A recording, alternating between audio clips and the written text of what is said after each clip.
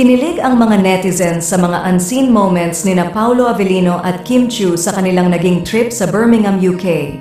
Talagang sweet ang dalawa at hindi maitago ang kanilang closeness sa mga larawan at videos na naglabasan online.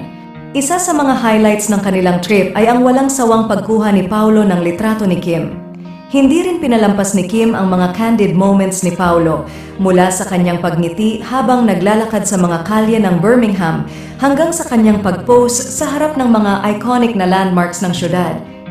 Sa bawat litrato na kuha ni Paolo, makikita ang kakaibang kilig at saya sa kanilang mga mata. Ang kanilang chemistry ay naghatid ng maraming kilig sa kanilang mga tagahanga na hindi magkamayaw sa pag-comment ng sana all at bagay kayo sa social media.